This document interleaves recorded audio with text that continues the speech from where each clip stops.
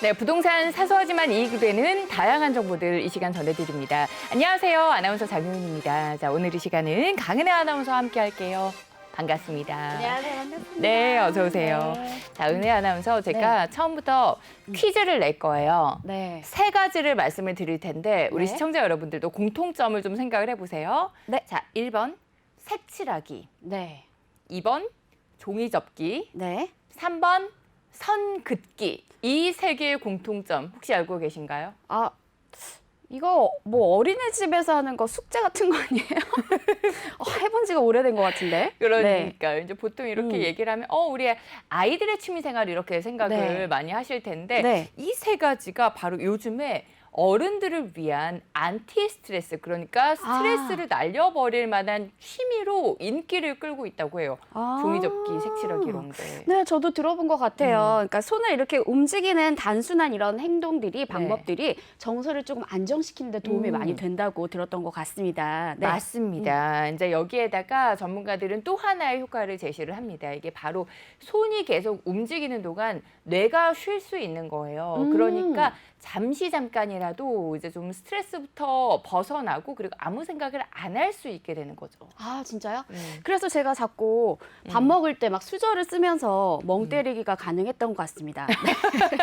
저도 책에서 읽었는데 이렇게 먹는 거에 집중해서 그런 거 아니에요? 그럴 수도 있어요. 네. 이렇게 멍 때리기를 하면은 네. 아무래도 그 순간에 오히려 창의력 그리고 집중력이 높아진다는 얘기를 책에서 읽었던 것 같아요. 맞습니다. 그런데 오히려 정말 아무 생각 안 하고, 왜냐면 요즘에 우리 고민도 많고 걱정도 많은데 아무 생각 안 하고 멍 때리는 게 오히려 더 어려운 것 같아요. 그리고 또 이제 목요일이 되면 주말을 앞두고 있기 때문에 네. 좀 굉장히 많이 흐트러지는 게 사실입니다. 이럴 때 바로 고도의 집중력이 필요한 게 더더욱 필요한 날이 목요일일 텐데 저희 1시부터 2시까지 오늘 이 시간만큼이라도 여러분들 좀 마음 편히 집중력을 내려놓고 편안한 마음으로 저희와 함께 해보시면 어떨까 싶습니다. 저희 방송 함께 하실 수 있는 참여 방법 안내해 드릴게요. 네, 오늘 같은 경우에는요, 저희가 여러분의 머릿속을 복잡하게 만드는 세법에 대해서 아주 쉽고 재미있게 해결을 해드리도록 하겠습니다. 부동산 사회단은요, 여러분의 참여로 이루어지고 있습니다. 부동산 관련해서 고민 있으시거나 궁금한 점 있으시죠? 세법에 관해서 머리 아프다, 누가 좀 해결해줬으면 좋겠다 싶으시다면 지금 바로 무료 상담 전화 02-6007-8339번으로 전화 주시면 시원하게 해결해 드릴게요. 네, 여러분의 고민 해결해 보실 수 있는 번호입니다. 하단에 나가고 있는 번호로 세무와 관련된 궁금증들 계속해서 많은 분들 남겨주시고요. 저희는 잠시 후에 돌아와서 여러분의 세무 고민 해결해 드리는 시간으로 찾아올게요.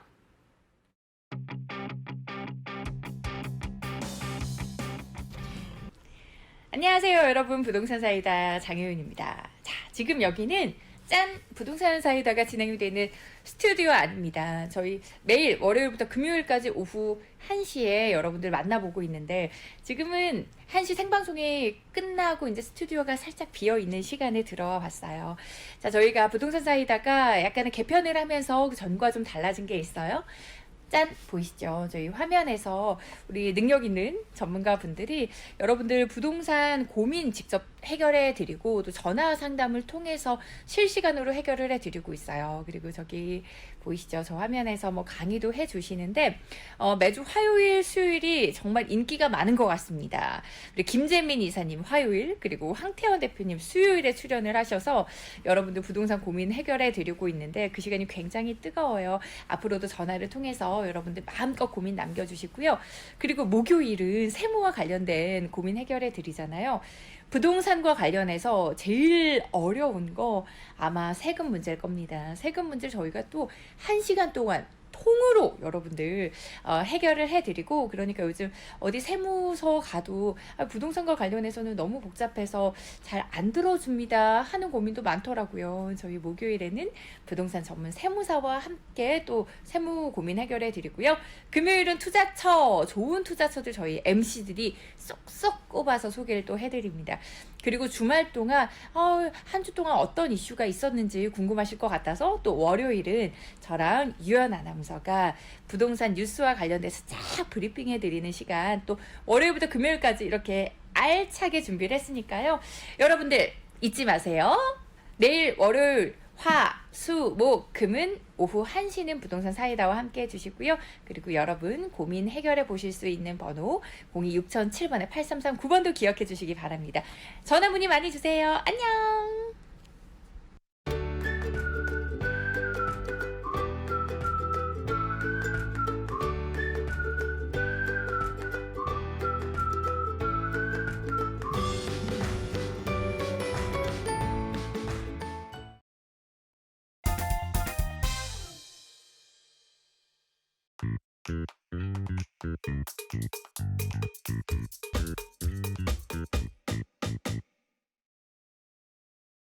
네, 부동산 사이다 생방송으로 함께하고 계시고요. 목요일은 여러분들 부동산과 관련된 세금과 관련된 고민 해결해 드리는 시간이죠. 매주 목요일을 책임져 주시는 세무법인 한울의 전명옥 세무사 스튜디오에 함께 하셨습니다. 세무사님 안녕하세요. 네, 안녕하세요. 반갑습니다. 네, 반갑습니다. 오늘도 우리 세무사님의 친절한 상담 그리고 또 명쾌한 강의가 기대가 됩니다. 그런데 저희가 원래는 강의를 진행을 해드리고 그 다음에 여러분들의 상담 진행해드리잖아요. 네. 그런데 저희가 이제 지난주에 전화 상담을 하는 동안 우리 세무사님이 저희가 뭐 시간 관계상도 그렇고 자세하게 이야기를 못 해드려서 AS를 다음 시간에 해드리겠습니다라고 말씀을 해주셨잖아요. 네, 맞습니다. 그런데 또 그 AS를 친절하게 가장 먼저 준비를 해주셨네요. 네네. 지난주에 첫 번째 그 질문 주셨던 시청자분 관련해서 네. 제가 정확하게 기존에 나와 있는 예규나 네. 책 이런 데서 보지를 못해서요. 네. 그래서 지난주에 상담 드리면서 제가 요 건 관련해서는 국세청에 질의를 해서 답을 네. 받아가지고 오겠습니다라고 말씀을 드렸죠. 네. 네. 제가 그래서 지난주 목요일 날 끝나고 방송이 끝나고 사무실에 가서 질의를 직접. 했습니다. 네. 아, 네, 질의를- 철저하신 세무사님 진짜. 네네, 질의를 했고 네. 그거에 대한 답을 받았습니다. 그래서 그거에 대해서 먼저 임대주택 관련해서 네, 설명드리기 설명을. 전에 네. 그 부분을 설명을 드리도록 하겠습니다. 네. 네, 그래서 일단 지난주 AS 이렇게 표시를 해봤습니다. 네, 지난주에 질문 사항이 뭐였냐면요. 1세대 3주택을 소유를 하고 있는데요. 그래서 A주택, B주택, C주택을 소유를 하고 있습니다. 그래서 A주택은 서울 강동 둔촌, 즉 조정 대상 지역이라는 거죠. 네. 네네. 기준시가 5억, 2018년 3월에 단기로 임대 등록을 했는데 구청에만 등록을 했었습니다. 그리고 B주택은 경기 부천 빌라, 그리고 기준시가 4억, 그리고 2018년 8월에 취득해서 10월에 장기로 주택임대 사업자 등록을 했는데 역시 구청에만 등록을 했습니다. 네. 그리고 C주택은 서울 성동 마장에 있는 아파트입니다. 2000년에 취득을 해서 배우자와 3년을 거주를 하고 그리고 10년 전에 배우자로부터 상속을 받았습니다. 근데 현재 전세를 주고 있으며 상속을 받은 뒤에는 거주를 한 적이 없는 주택이었습니다. 그래서 첫 번째 이 상속주택을 양도를 했을 때 비과세를 받을 수 있냐 하는 부분에 있어서 질문을 주셨습니다. 네. 그래서 제가 국세청 질의를 두 가지로 했습니다. 첫 번째는 현재 A주택과 B주택이 구청에만 주택임대 등록이 되어 있는데 상속받은 주택 C를 거주주택 비과세가 가능한지요 해서 첫 번째 질의를 했고요. 네. 두 번째 질의는 만약에 질문 1에서 거주주택 비과세가 안 된다면 지금이라도 A, B 두 주택 모두 세무서에 추가로 사업자 등록을 한 경우 상속받은 C주택을 거주주택 비과세가 가능한지요 하고 두 가지로 물어봤습니다. 네. 자, 첫 번째 질의의 답이 어떻게 왔을까요? 좀 해줄 것 같은 분위기이기도 해줄 것 한데. 같은 안 분위기요? 된다라고 할 것 같아요. 구청에만 등록돼 있어서. 그렇죠, 그렇죠. 아. 예, 지난번에 처음에 제가 거주주택 비과세 관련해서 설명을 드렸지 않습니까? 네. 그래서 첫 번째 질의에 대해서는 AB주택이 구청에만 임대 등록이 되어 있을 경우에는 특례 적용 대상이 아닙니다. 네. 해서 비과세가 가능하지 않습니다 하고 왔고요. 두 번째 질의에 대해서 답이 왔는데요. 동일 세대원으로부터 상속받은 주택 양도 시 보유기간은 피상속인과 상속인의 보유기간을 통산하여 또한 당해 양도주택 당시의 거주기간 계산은 당해 양도주택에서 피상속인과 함께 하였던 거주기간과 상속인의 거주기간을 합산한 것입니다. 해가지고 비과세 적용을 받을 수 있을 것으로 사료됩니다. 이렇게 답이 왔습니다. 자, 내용이 조금 복잡한데요. 네. 우리가 거주주택 비과세라고 하는 부분은 2년 이상 보유하고 2년 이상 거주한 주택을 양도를 할 때 1세대 1주택 비과세 요건에 충족이 되는 겁니다. 네. 그런 주택이 있을 때 다른 임대주택이 있을 때 그 임대주택이 임대 요건에 충족이 된다고 하면은 그 거주했던 주택을 양도할 때 비과세를 받을 수 있는 겁니다. 근데 이 질의 하신 분의 경우에는 상속을 받은 이후에는 거주를 하신 적이 없습니다. 자, 그러다 보니까는 상속주택에 대한 1세대 1주택 비과세 특례를 적용받아가지고 상속받기 전에 동일 세대원이 같이 거주를 했었으면은 그 동일 세대원으로부터 상속받은 주택은 같이 그 거주했던 기간을 통산해서 상속 전과 상속 후를 통산해서 거주 기간과 보유 기간을 인정해서 이 경우에는 비과세 적용을 받을 수 있다. 이렇게 답이 온 겁니다. 아, 그러시구나. 네네. 아무튼 그 문의 주신 우리 시청자분께 많은 도움이 되셨을 것 같아요. 그리고 저도 하나 놓친 중요한 거 지금 말씀하셨듯이 구청에만 임대 등록을 해놓으시면은 소용이 없는 부분이라는 거, 이거 저번 상담에서도 이 부분에 대해서 문의 주셨던 분 계시거든요. 그래서 구청뿐만 아니라 세무서에도 꼭 등록을 하셔야지 이런 혜택을 누리실 수 있다는 거 다시 한번 꼭 체크하셨으면 좋겠습니다. 네, 이렇게 지난주에 이어서 상담에 이어서 AS까지 이렇게 꼼꼼하게 해드렸습니다. 여러분들 궁금한 점 있으시다면 이렇게 완벽하게 고민 해결 가능합니다. 고민 해결 가능한 번호 하단에 나가고 있으니까요. 이 번호로 여러분들도 고민 해결해 보실 수가 있습니다. 세금과 관련된 고민 많이 남겨주시고요. 일단 여러분들이 전화를 통해서 상담 남겨주시는 동안 오늘 또 세무사님이 알기 쉬운 강의를 준비를 해주셨습니다. 오늘은 어떤 주제예요? 오늘은 주택 임대 사업자 등록, 여기에 대해서 임대 사업자 등록을 했을 때 임대 사업자 등록을 한 주택과 관련해서 어떠한 혜택을 받을 수 있는지, 네. 그런 부분에 대해서 지난 시간에 거주주택 비과세에 대해서는 굉장히 자세하게 이야기를 했고요. 네. 나머지 혜택에 대해서 간략하게 살펴보았는데요.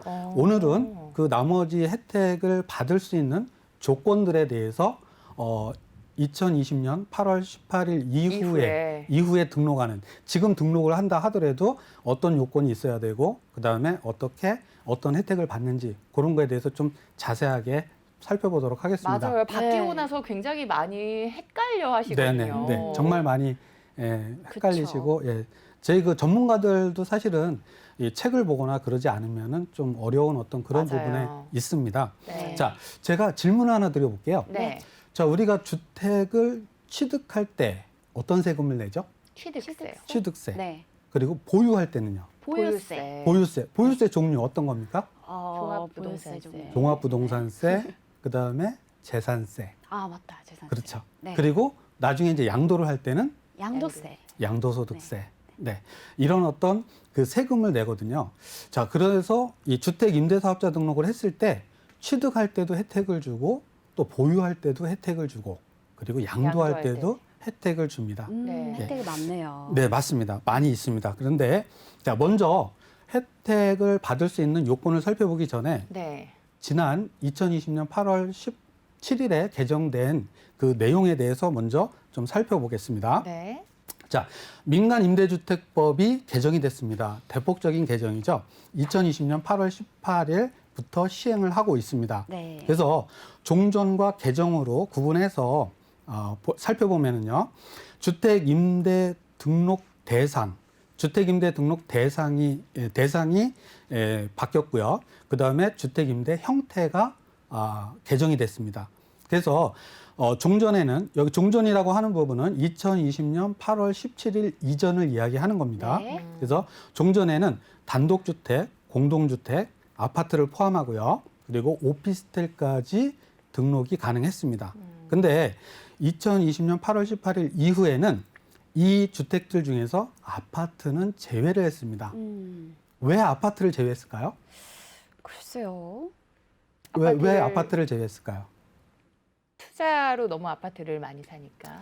아파트 가격이 아마 우리 아나운서님들 그리고 뭐 시청자분들도 이렇게 생각을 해보시면 알겠지만은 이 아파트 가격이 정말 많이 굉장히 많이 올랐어요. 지난해 천정부지로. 상승을 많이 네. 했습니다. 그래서 그 아파트의 가격 상승을 좀 억제하기 위해서 세법에서 많은 그 노력을 했거든요. 세법상으로. 그런데도 불구하고 이제 가격이 상승을 하다 보니까 이 가격이 상승한다는 건 수요가 있다는 거거든요. 그렇죠. 네. 그러다 보니까는 이 수요를 좀 억제해보자 해서 네.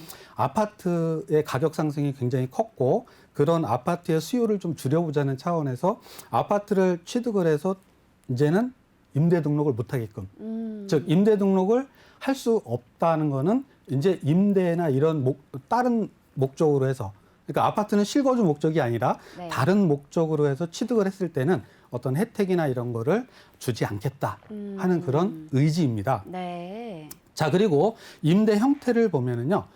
2020년 8월 17일 이전에는 단기는 4년, 장기는 8년이었습니다. 네. 근데 개정이 되고 나서는 임대 형태가 단기는 폐지가 됐습니다.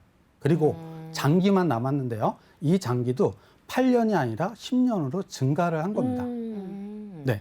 그러다 보니까는 과거에 단기 임대를 하다가 장기로 전환을 하는 경우에는 당초 그 장기로 등록한 거로 보아가지고 장기로 등록했을 때 이 혜택을 주었거든요. 네. 근데 단기 임대가 폐지가 되면서 단기에서 장기로 전환이 불가능하게 된 겁니다. 이제 그러니까 무조건 10년은 갖고 계셔야 되는 거네요. 이제는 등록을 하면은 등록하시면. 무조건 네. 10년 등록을 10년간 임대를 해야 되는 거고요. 네. 네. 그다음에 단기로 등록했던 분들은 장기로 전환을 할 수 없기 때문에 이제 자동 말소라는 표현을 하죠. 예. 네, 그래서 임대 기간이 끝나게 되면은 그러면 자동으로 말소가 됩니다. 그래서 그 자동 말소라는 부분에 대해서 좀 공부를 해야 되거든요. 네. 그래서 단기 임대와 그리고 이제는 등록할 수 없는 아파트, 그 아파트 장기 임대는 자진 말소도 가능하고 자동 말소도 가능합니다. 자, 자진 말소는 내가 어떤 의지에 의해서 말소가 되는 거고요. 네. 자동 말소는 기간이 종료했을 때 자동으로 구청에서 말소를 하는 겁니다. 네. 자, 그러다 보니까는 자, 그리고 자동 말소라고 하는 부분은 임대 기간 종료 전에 하는 거죠. 네. 그리고 자동 말소는 임대 기간이 끝나면은 자동으로 말소가 되는 겁니다. 그래서 종전에는 자진 말소가 불가능했습니다. 네. 그리고 의무 기간이 종료를 해도 이 자동 말소가 안 됐어요. 그러다 보니까는 말소를 하고 싶으면은 임대 기간이 끝나고 나서 본인이 나는 더 이상 임대사업자 등록을 하지 않겠습니다 하고 구청에다 말소 신청을 했을 때 그때 이제 말소가 됐던 겁니다. 선택사항이었군요. 예, 맞습니다. 만약에 신청을 안 했다 그러면은 계속 임대가 돼 있는 상태로 연장이 진행이 되는 겁니다. 네, 맞습니다. 그래서 단기로 임대 등록을 했지만은 네. 계속해서 임대 등록을 취소를 안 하고 10년 동안 임대를 했다. 그러면은 2018년 12월 31일 이전에 등록한 경우에는 10년 이상 장기로 다 임대를 하고 양도를 했을 때는 100% 양도소득세 감면이라는 그런 큰 혜택을 주었었습니다. 네. 그렇지만은 이제는 어떻게 된다? 개정이 된 이후에는 임대 의무 기간이 종료되면은 자동으로 말소가 됩니다. 자동 말소가 됩니다. 예, 자동 말소가 됩니다. 그러다 보니까는 그런 어떤 10년간 임대를 하고 싶어도 할 수가 없는 거죠. 네. 그러니까는 그 혜택을 주겠다고 했던 그런 것들을 받을 수가 없는 겁니다. 그래서 기존에 임대를 10년 동안 했던 그런 어떤 그 임대 사업자분들은 과거에 그 누렸던 어떤 그런 혜택을 다 볼 수가 있는데 이 개정이 되면서 자동 말소라는 제도가 생기면서 네. 그런 혜택들을 다 볼 수가 없게 되는 그런 상황이 된 겁니다. 네네. 네. 그리고 의무기간 종료 전에 자진 말소도 가능합니다. 그렇구나. 자, 과거에는 자진 말소가 불가능했기 때문에 자진 말소를 하게 되면은 과태료가 있었습니다. 네. 그게 처음에는 1,000만 원이었다가 지금은 3,000만 원으로다가 과태료가 늘어났습니다. 과태료가 많네요. 네. 그래서 지금 임대사업자 등록을 하시려고 하는 그런 그 시청자분들께서는 임대 등록을 하고 나면은 이제는 10년을 무조건 해야 되는 겁니다. 네. 그래서 10년을 할 수 없는 어떤 그런 상황이 되게 되면은 과태료가 부과가 될 수 있기 때문에 그 점을 유의하셔서 임대 등록 여부를 판단을 하셔야 됩니다. 자, 세무사님 네네. 질문 하나 드려볼게요. 만약에 올해 만약 3월이 단기 임대로 오피스텔을 만약에 단기 임대에 등록을 하셨는데 3월에요? 의무 기간이 종료가 되는 시점이 3월이라고 생각을 해봤을 때, 네네네. 그러면 이제 자동 말소가 된다는 말씀을 주셨잖아요. 네, 맞습니다. 그럼 그 이후에는 이제 새롭게 그 10년짜리로 등록을 하셔야 되는 건가요? 그 부분 같은 경우에는? 만약에 임대사업자 네. 등록을 하시고 싶다고 하면은 네. 10년으로 등록을 할 수가 있는데 네. 여기서 아파트는 안 되는 겁니다. 네. 아파트를 제외한 다른 모든 주택은 등록을 하실 수가 있고 등록을 하게 되면은 10년 동안 의무적으로 그러니까 임대를 해야 되는 겁니다. 기존에 4년에 연장이 되어서 뭐 6년 플러스만 더 하면 된다 이런 건 아니고 네, 다시 맞습니다. 1년부터 10년까지 연장을 해야 되는 거네요. 네, 맞습니다.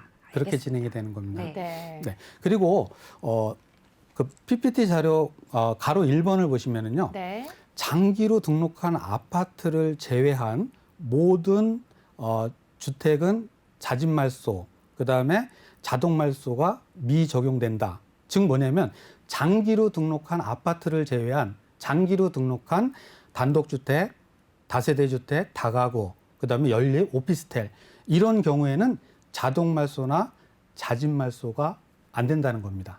네. 무슨 얘기인지 이해되세요? 네. 네. 즉 의무 기간이 종료가 됐어요. 10년. 네. 이렇게 종료가 돼도 이제는 과거처럼 그러니까 종전처럼 내가 임대 등록을 폐지하겠다고 신청을 하지 않는 이상은 계속해서 임대 등록이 되어서 진행이 된다는 겁니다. 아파트만 바뀐다는 네, 거잖아요. 아파트만 네네. 바뀐다는 내용입니다. 네. 자, 그러면은 먼저 취득세 감면 요건 보도록 하겠습니다. 네. 자, 2020년 8월 17일 이전에 등록했을 때는 적용되는 그 주택이 공동주택과 오피스텔에 적용이 됐습니다. 자, 그런데 이 경우 처음 취득하는 경우, 분양을 받아서 처음 취득하는 경우에만 요 취득세는 감면을 해줍니다. 자, 지금 무슨 얘기냐면 기존에 지어져 있는 아파트를 누가 취득을 했었다가 다시 내가 그 아파트, 지어져 있는 아파트를 취득을 한다고 그러면은 이 취득세 감면은 적용이 안 된다는 겁니다. 그래서 분양받는. 최초 분양을 받아서 임대 등록을 등기 네. 취득 등기를 하는 경우에 취득세를 감면을 해주는 겁니다. 네. 면적은 전용 면적 60 이하야 되고요. 그다음에 임대 개시일 현재 기준 시가 6억, 수도권 밖은 3억 이런 가액 요건이 있고요. 그리고 임대 유형도 단기, 장기 다 됐고요. 기간은 4년, 8년. 그리고 임대료 증액 5% 이내, 그리고 취득일로부터 60일 이내에 지방자치단체에만 등록하면 됩니다. 우리 거주주택 비과세는 지방자치단체도 등록하고 어디도 등록해야 되죠. 세무서도 등록했어야 되죠. 근데 이 취득세 감면은 취득일로부터 60일입니다. 또 60일이 넘어가면 안 되는 겁니다. 그래서 60일 이내에 지방자치단체에만 등록을 하게 되면 그러면은 취득세 감면을 받을 수가 있습니다. 최대 얼마까지 받을 수 있냐면은 200만 원. 그리고 그리고 취득세 그리고 2020년 8월 18일 이후 등록하는 경우에는 공동주택에서 아파트가 제외됐습니다. 네. 네, 그 이유는 조금 아까 말씀드렸죠. 네. 아파트는 이제 임대 등록을 할 수가 없습니다. 네. 그리고 거주 목적으로만 살아요니까요. 네, 맞습니다. 그리고 전용 면적 60 이하야 되고요. 그다음에 가액 요건도 동일합니다. 그런데 임대 유형은 장기만 가능하고요. 물론 임대 기간도 이제는 10년만 가능한 겁니다. 네. 그리고 임대료 증액 5% 똑같고요. 취득일로부터 60일 이내에 지방자치단체에 등록을 해야 됩니다. 자, 그런데 여기서 이 취득세 감면은 올해 말까지가 시한입니다. 내년부터는 적용이 안 되는 겁니다. 네. 그럼 내년에부터는 취득세 그 감면을 아예 안 해주는 네, 안 해주는 겁니다. 아, 네, 올해만 올해까지. 누릴 수 있는 혜택이니까 꼭 네, 누려보셔야 맞습니다. 되겠네요. 네네, 그렇습니다. 네, 근데 그래서- 취득일로부터 60일이니까 네. 이거 그냥 쉽게 또 넘겨버릴 수가 있는 달이라서 네, 2달 맞습니다. 정도니까 꼭 체크해 보셔야 될 것 같습니다. 네네. 그래서 올해 말까지만 혜택을 주는 그런 부분이기 때문에 여러분들께서 잘 판단하셔야 될 겁니다. 그리고 취득세 감면을 위한 가액 요건, 즉 임대 개시일 현재 기준 시가 6억, 그리고 수도권 밖은 3억. 요 부분은 2020년 8월 12일 이후 취득하는 분부터 적용을 하고 있습니다. 그 이전에는 이런 가액 요건이 없어도 적용을 받을 수가 있었던 겁니다. 네. 네. 자, 다음은 재산세. 재산세를 보도록 하겠습니다. 네. 자, 재산세는 지방세죠. 그렇죠? 네. 자, 재산세도 2020년 8월 17일 이전하고 2020년 8월 18일 이후가 달라져 있는데요. 네. 적용주택은 공동주택, 오피스텔, 그리고 면적은 전용 면적 85 이하, 그리고 가액 요건은 공동주택하고 오피스텔이 틀립니다. 우리 공동주택은 뭘 공동주택이라고 하죠? 공동으로 거주하는 주택, 아파트나 뭐 다세대. 다가구, 네. 다세대, 다가구, 그다음에 다가구, 연립. 그다음에 연립. 음. 예, 이런 부분들을 공동주택이라고 표현을 하는 겁니다. 네. 근데 오피스텔도 사실은 공동주택의 하나였는데 오피스텔은 기준 시가를 좀 낮췄습니다. 네. 그래서 가액이 오피스텔 같은 경우에는 6억이 아니고 4억, 그리고 수도권 밖은 3억이 아니고 2억으로 구분해서 요건을 적용을 해놨습니다. 그리고 장기 임대만 가능했었고요. 하긴, 네. 네, 그래서 8년이었고 5% 이내, 그리고 이 경우도 지방자치단체만 등록하면 됐습니다. 왜냐하면 네. 재산세는 지방세에 해당이 되기 때문에 세무서에서 관여를 안 하기 때문에 이 지방자치단체만 등록을 해도 이 혜택은 볼 수가 있는데요. 똑같이 취득세 감면과 같이 2021년 12월 31일 올해까지 등록하는 주택에 대해서만 혜택을 주는 겁니다. 아, 네. 한시적인 혜택이라는 거. 네, 한시적인 네. 혜택입니다. 자, 그리고 2020년 8월 18일 이후 개정이 된 이후에는 적용주택에서 아파트가 제외가 되고요. 그리고 전용 면적은 85 이하 같고요. 그다음에 가액 요건도 전과 동일합니다. 그리고 임대 유형도 전과 동일한데 임대 기간이 8년이 아니라 10년으로 늘어나고요. 그다음에 임대를 하는 그 기간 동안 임대료 증액도 5% 이내에서 임대료를 상승시켜야 된다는 겁니다. 그리고 지방자치단체만 등록하면 되고요. 역시나 올해 말까지만 적용이 되는 그런 혜택이라고 보시면 되겠습니다. 자, 우리가 지금 취득세하고 이 재산세 이 부분을 살펴봤는데요. 네. 지금 혜택을 올해 말까지만 지금 적용을 하고 네, 있죠. 그러니까요. 네, 그리고 장기보유 특별공제 같은 경우에는 지난 시간에 제가 설명드렸듯이 2020년 12월 31일, 그러니까 네. 작년까지만 적용이 됐던 겁니다. 네. 네, 이처럼 지금 임대사업자 등록에 대한 혜택을 계속해서 줄여나가고 있습니다. 네. 그래서 임대 등록을 만약에 하신다고 하면은 올해 안에 하시는 것이 이런 혜택들을 받으실 수가 있기 그렇겠네요. 때문에 네. 예, 그래서 판단을 잘 하셔서 10년 이상 장기로 내가 주택을 보유를 할 그런 어떤 의도가 있다, 의향이 있다. 그랬을 때는 임대 등록을 하시는 것이 그래도 이런 혜택들을 보실 수 있기 때문에 보유하는 동안 재산세도 감면받고 물론 요건에 맞아야 되겠지만 그리고 취득하면서 취득세도 감면을 받고 이런 부분들을 받을 수 있습니다. 그리고 시간 관계상 제가 설명은 못 드리는데요. 종합부동산세도 감면을 합산 배제를 받을 수 있습니다. 네. 자, 다만 이제 2018년 9월 14일 이후에 조정 대상 지역에서 취득하고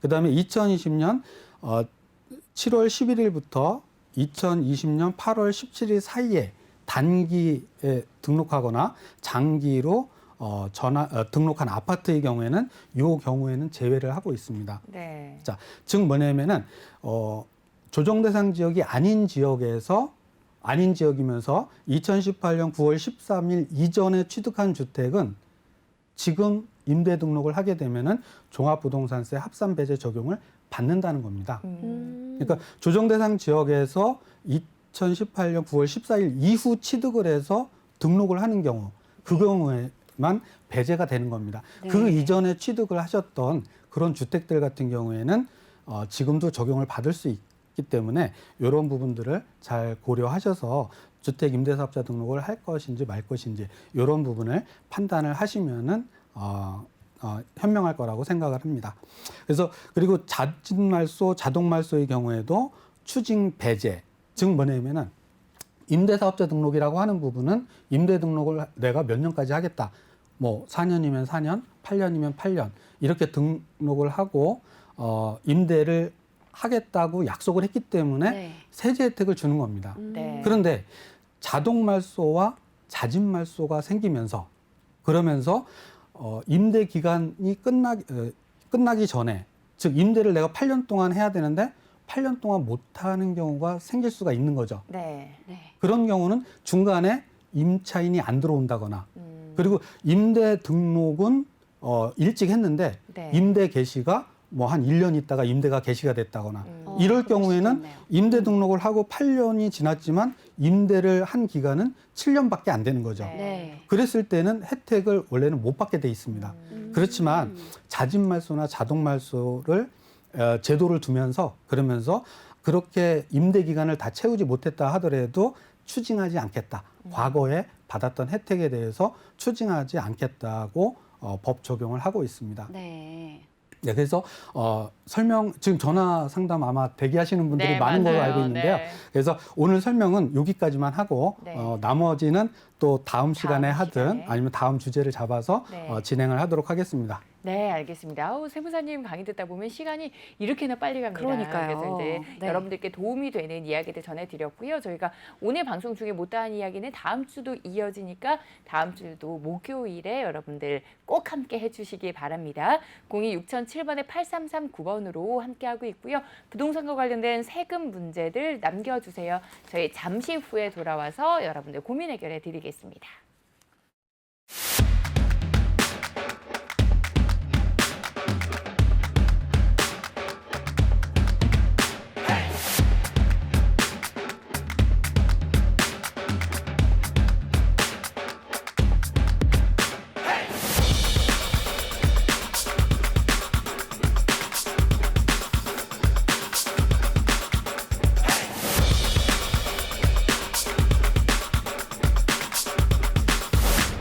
서울의 중심, 강남의 중심, DK 밸리뷰 서초가 들어섭니다.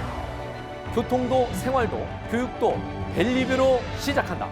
트리플 역사권에서 누리는 프리미엄 주거 라이프, 쾌적한 교통환경, 편리한 생활 인프라, 서초구 개발 계획의 밝은 미래 가치까지 완벽한 투자 가치를 만나는 최고의 기회. 새로운 강남 라이프의 시작, DK 밸리뷰 서초에서 지금 바로 만나보세요.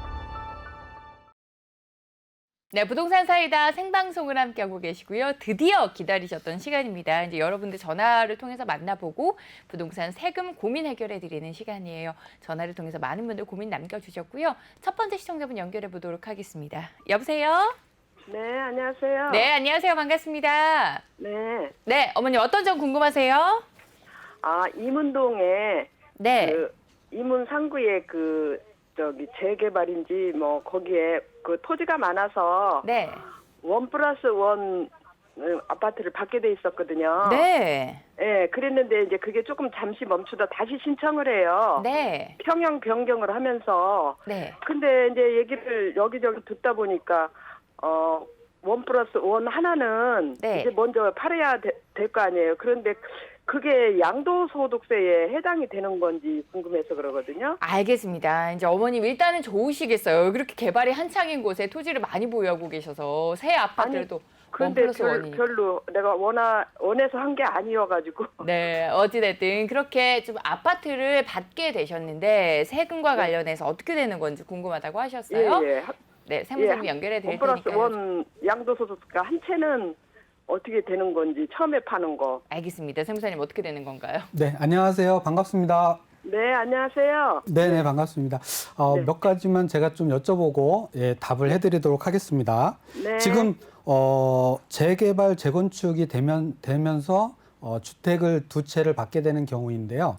네. 기존의 그 부동산이 단순 토지만 있었습니까? 아니면은 주택이었었습니까? 아, 주택이 건평이 130평이었어요. 아, 건평이 130평이요? 네. 네네. 단독주택이었겠네요? 네네, 다가구 주택. 다가구 주택이요? 네. 네. 그리고, 요 다가구 주택이 이제 재개발, 재건축이 되면서 아파트 두 채를 받게 되는 그런 어떤 네. 케이스인데요. 지금 기존의 주택은 언제 취득하셨습니까? 지금부터 한 6, 7년 된 것 같은데요. 6, 7년 정도 됐고요. 그 다음에 네네. 사업 승인은 언제 이루어졌죠? 사업 승인은 사업 승인이 최초로 이렇게 하는 건가요? 예, 예. 그거는 관리처분인가는 언제 났죠? 관리처분은 한 2, 3년 됐어요. 아, 2, 3년 되셨고요. 네네. 네네. 그러면은 지금 기존의 주택을 보유를 하다가 재개발, 재건축이 되면서 주택이 두 개로 되는 그러한 경우입니다. 이 네. 경우에는 세법에서 분할 양도라는, 즉 하나의 주택을 분할해서 양도를 했을 때 비과세를 적용하는 그런 규정이 적용이 됩니다. 그래서 기존의 주택을 6, 7년 전에 취득을 하셨고 그 다음에 2, 3년 전에 관리처분 인가가 나면서, 즉 관리처분 인가 전에 기존의 주택이 1세대 1주택 비과세 요건을 충족을 한다고 하면은 두 개를 받은 그 입주권 중에 먼저 양도하는 입주권은 비과세가 안 되고요. 네. 세금을 내야 되고, 그리고 나중에 양도하는 입주권이나 준공이 되고 나서 양도하는 신축 주택은 비과세 혜택을 받으실 수가 있습니다. 아, 그러면 처음에 그 양도하는 거는 양도세를 내야 되는 건가요? 네, 맞습니다. 사실 그러면- 그 분할 양도의 경우에는 기존의 주택을 기존의 주택을 뭐 수용이 되거나 이런 경우에 이제 일부만 수용이 되거나 뭐 이런 경우에 이제 그 분할 양도가 되는 거거든요. 근데 이럴 경우에는 그 먼저 양도하는 것도 비과세고 나중에 이제 분할돼서 양도하는 것도 비과세인데, 사실 이 경우 만약에 다가구 주택이라고 하면은 별도의 그 주거를 할 수 있는 별도의 그 공간들이 있기 때문에 이 별도 주거 공간을 분할해서 양도를 할 때는 그때는 또 요 주택 먼저 양도하는 거는 비과세가 안 되고 세금 정상적인 그 세금을 내야 되고 나중에 양도할 때 비과세를 해줍니다. 그래서 이 경우에는 하나의 주택이 두 개의 주택으로 구분이 되면서 먼저 양도되는 부분은 양도소득세를 내고 나중에 양도하는 부분은 비과세를 해주는 이런 경우에 해당이 되는 겁니다. 아, 그러면은 그 중에 하나는 양도세를 내야 되네요? 네, 맞습니다. 먼저 양도하는 거는 양도소득세를 내야 되는 겁니다. 그러면 그 양도소득세는 원래 제가 옛날에 취득했을 때 한 7년 전 그때서부터 계산하는 건가요? 아니면은 그 뭐 중간에 뭐 이렇게 이제 조합에 뭐 보유기간은 당초 보유기간부터 보유기간은 산정을 합니다. 처음에 내가 그거 샀을 때부터 옛날부터요? 네, 맞습니다. 거기에 비율로 이제 그 한 가구에 대한 비율로. 그렇죠. 취득가액도 먼저 취득한 그 주택의 취득가액을 두 개가 동일하다고 하면 50대 50으로 안분을 할 거고요. 만약에 네. 면적이 틀려진다고 하면은 틀려진 그 비율에 의해서 취득가액이 안분이 됩니다. 예, 그러면요, 증여를 하면은 어떻게 되나요? 그 무주택자 우리 아들한테? 증여를 하게 되면은 증여세를 내면서 증여를 받으실 수가 있습니다. 네. 그러면 이제 굉장히 그러면 이게 힘든 거잖아요. 내 집도 막 이제 큰 집 줬는데 네. 그 집이라도 두 개 받아서 조금 이제 손해를 덜 볼 생각이었는데 이렇게 이제 네. 세금으로 하면 너무 많이 나가니까 네네. 그러면은 이제 제가 이제 만일에 돈이 모자라니까 전세를 놓고 그 나머지만 양도할 때는 어떻게 되나요? 아니 증여할 때는요. 전세를 놓고 하나의 네. 주택은 전세를 놓고 하나의 주택은 증여를 하신다는 거죠? 아니 전세 놓고서 나중에 이제 전세 놓은 상태로 증여를 하면 전세를 놓은 상태에서 증여를 하겠다.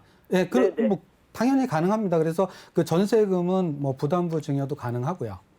네, 그러면 그 또 부담분과 무담분과 증여를 하면은 그 제가 양도소득세를 내야 된다는 말 들었는데 그런 건가요? 네, 부담부 증여의 경우에는 부담부 증여와 단순 증여가 있는데요.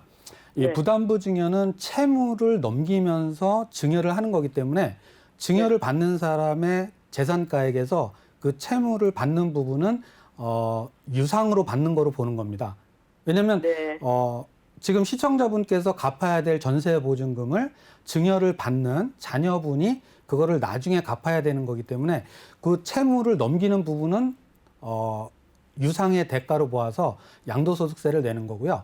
전체 증여재산가액에서 채무 가액을 제외한 전세보증금 가액을 제외한 그 순수 가액 부분만 이 증여받는 사람의 증여재산가액으로 평가를 하게 돼 있습니다.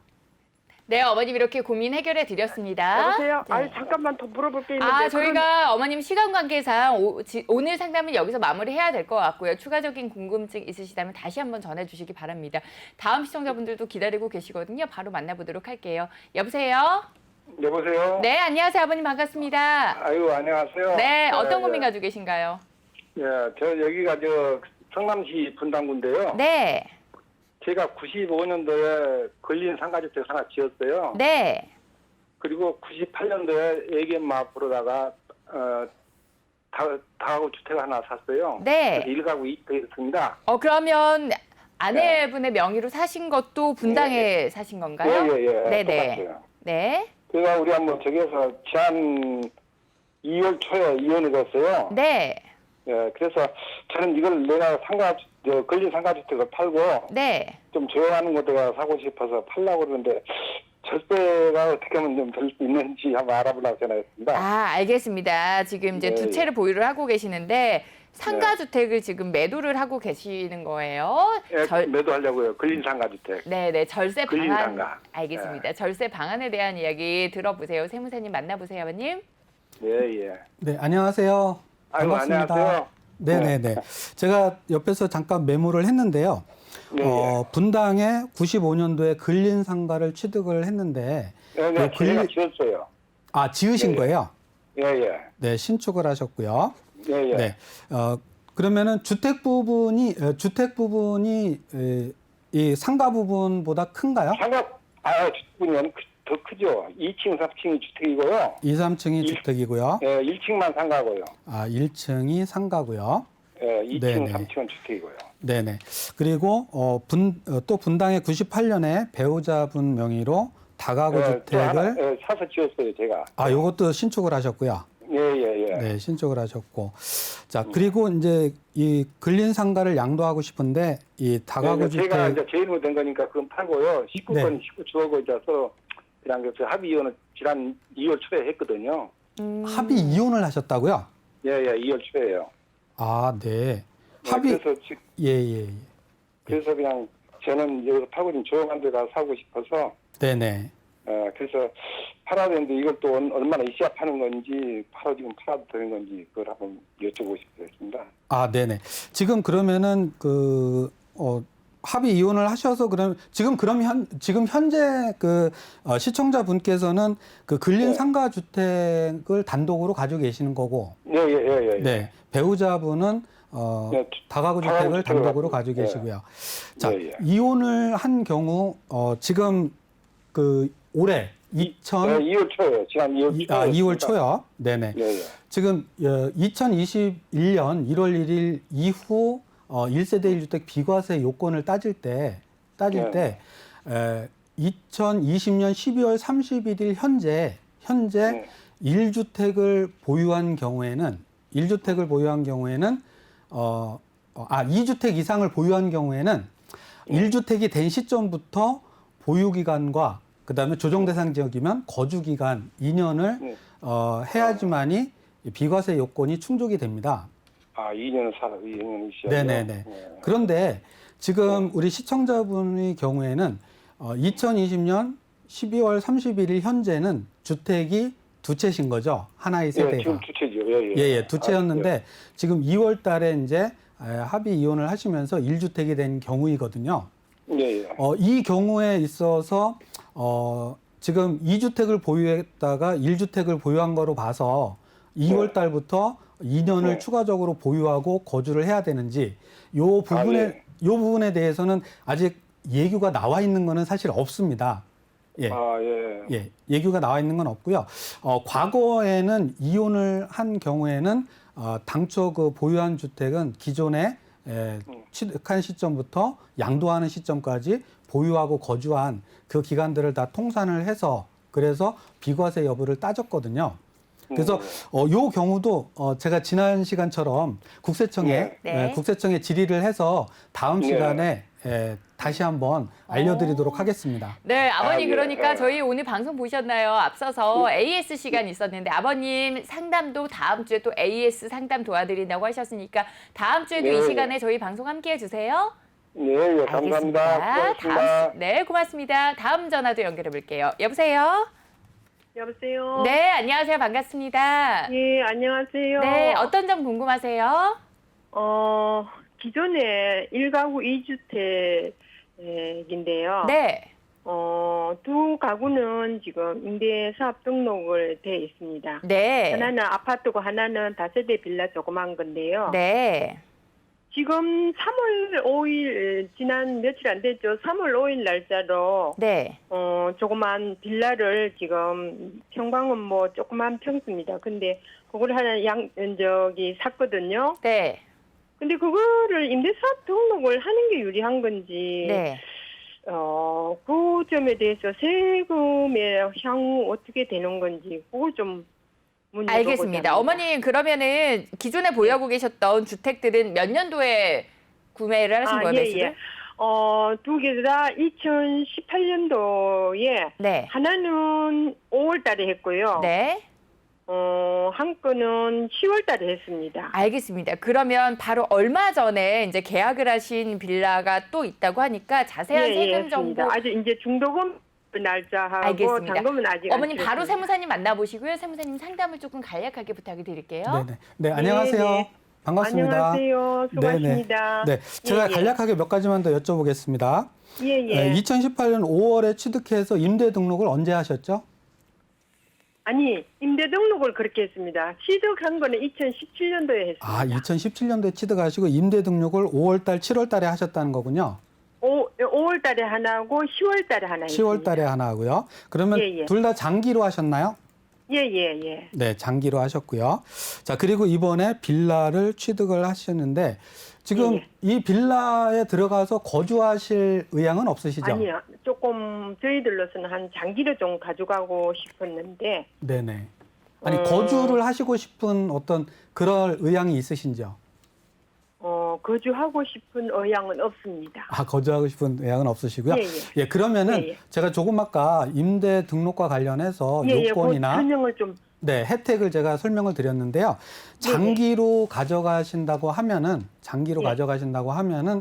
저는 임대 등록을 하시는 거를 추천을 드리도록 하겠습니다. 왜냐하면 네. 보유하는 기간 동안에 세제 혜택도 있고 그다음에 근데 아까 조금 전에 그 강의하실 때 네네. 그 혜택은 혜택은 취득세 감면 혜택하고 신축이니까 분양받았어요. 네네. 근데 취득세하고 재산세도 약간의 감면을 받는다고. 네, 국민주택 규모 이하. 예. 네. 그거 평방은 조그만 그래가지고 예. 네네. 그러면은 그런 어떤 혜택을 보실 수가 있고 그다음에 우리가 임대료를 받게 되면은 월세를 받게 네네. 되면은 그 종합소득세를 내거든요. 그러면 예. 그 종합소득세를 낼 때도 혜택을 보실 수가 있습니다. 그래요? 네네. 지금 임대사업 등록하는 것도 혜택을 조금은 볼 수 있어요? 네네. 보실 수가 있습니다. 네. 네, 어머님 이렇게 정리 도와드렸으니까요. 그러면 임대사업자 등록을 하시는 방향 쪽으로 조금 고려를 해보시면 좋겠습니다. 저희가 오늘 방송 중에 시간 관계상 상담을 여기서 마무리해야 될 것 같아요. 아쉬우신 분들이 많으실 텐데 다음 주 목요일도 세무사님과 함께합니다. 오늘은 여기서 인사드릴게요. 도움 말씀 고맙습니다. 네, 감사합니다. 네, 여러분들 세금과 관련된 궁금증들 진짜 많이 가지고 계시는 것 같아요. 하단에 나가고 있는 번호로 방송이 끝나더라도 전화 주시면 저희가 다 접수했다가 다음 주에도 고민 해결해 드리는 시간으로 세무사님 만나 뵙도록 하겠습니다. 오늘 저희가 준비한 소식은 여기까지고요. 저희는 내일 이 시간에 또 이 시간에 인사드릴게요. 함께해 주신 여러분 고맙습니다.